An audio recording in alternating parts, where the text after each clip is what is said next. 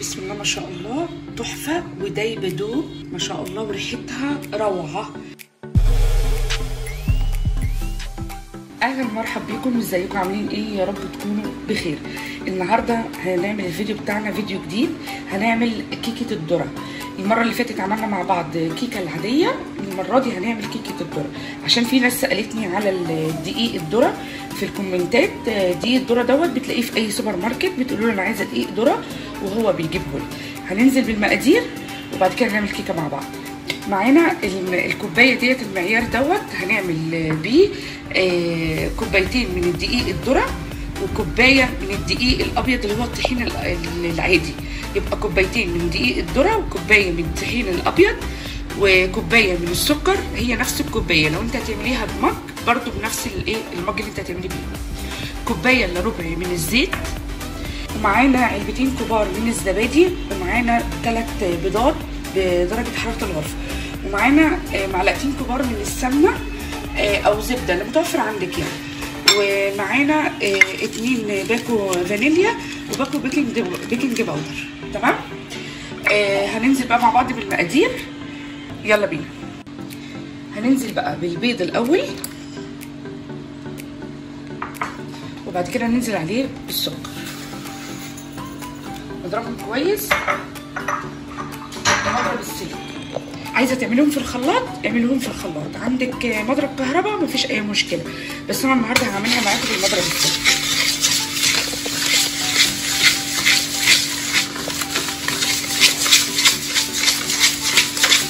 نضرب البيض مع السكر كويس.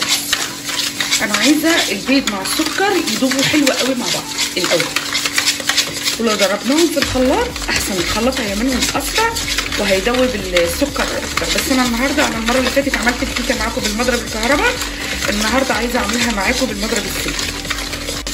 ضربتها كويس اهي، قعدت اعملها بالمضرب السلك لغايه ما القوام بتاعها ايه بقى كريمي اهوت، لان اهم حاجه السكر والبيض الاول دوبوهم كويس مع بعض. وبعد كده هنحط الزيت،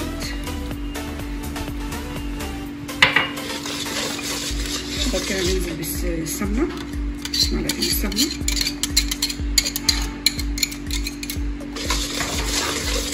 برضه بنضربهم كويس مع بعض. بعد كده ايه هنحط الزبادي، هنحط كل السوائل كلها مع بعضها. بصوا حتى بقى ايه، بقت كريمي ازاي، الخليط بتاعنا بقى كريمي ازاي.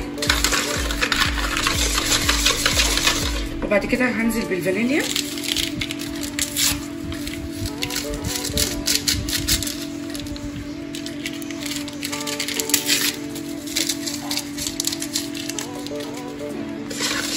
هنقلبهم كويس مع بعض.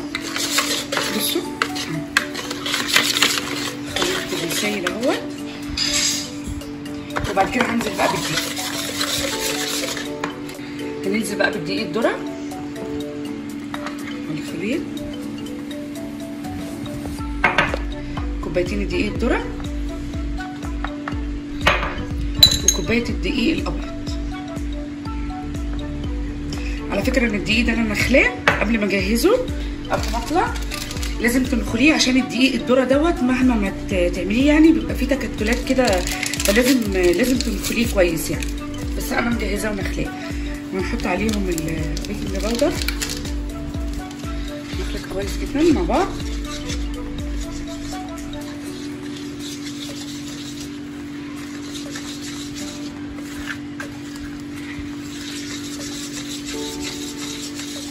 هو دقيق الذره بيبقى اصفر كده،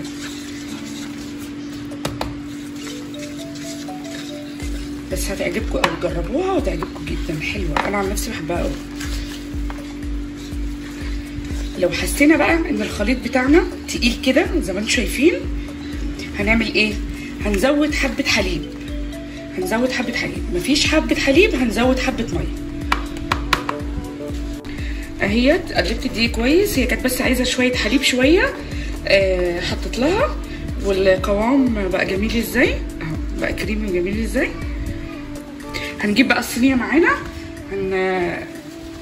عشان لو فيها ميه ولا حاجه نشفها كويس. وبعد كده هندهنها زي سمنه او زيت.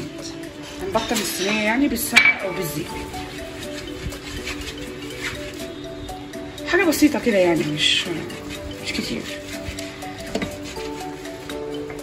عشان بس ما تلزقش. والكوبايه الدقيق الابيض الطحين مهمه ليه؟ عشان الدقيق الذره بيخلي لو هو مش حاطين عليها دقيق ابيض هتبقى الكيكه معانا مفروله وهتبقى دايبه قوي زياده عن اللزوم، فمش هنعرف نمسكها. فهو لازم نحط عليها كوبايه الدقيق الابيض. ومعانا سمسم دوت هحطه في الاخر خالص على الوش، وده حسب الرغبه يعني، لو ما عندكيش مفيش اي مشكله. اهي الصينيه ديت مقاس تقريبا 24.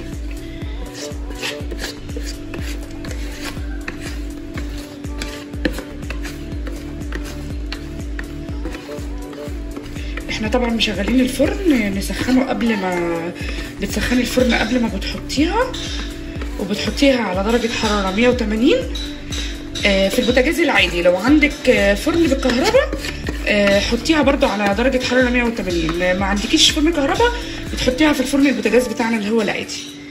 بنشغل الفرن يسخن شوية زي ما قلنا. تمام اهي، لازم تعمليها كده اهي. خلاص هندخلها بقى الفرن مع بعض.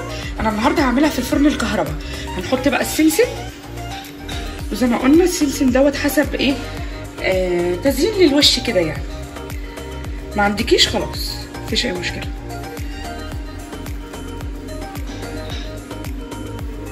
بس هو بيديها في التقديم يعني، بيديها شكل حلو قوي وبيديها طعم حلو برضه.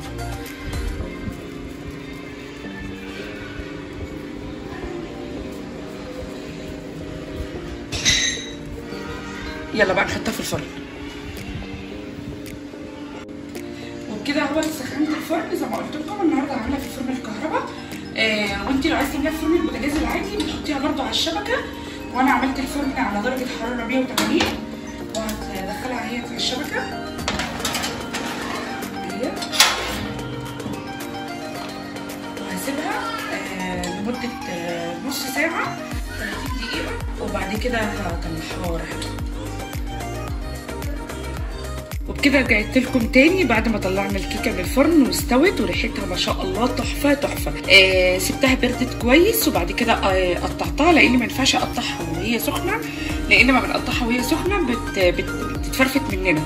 فيلا بقى بينا نطلع حته معانا نشوفها. وبكده اهوت هنطلع حته مع بعض. بسم الله ما شاء الله تحفه ودايبه دوب. بصوا ما شاء الله جميله، وبصوا التسويه بتاعتها ما شاء الله، وريحتها روعه. ان شاء الله باذن الله هتعجبكم، جربوها وهتعجبكم، وان شاء الله اشوفكم في فيديو جديد ووصفه جديده، ودمتم بالف خير.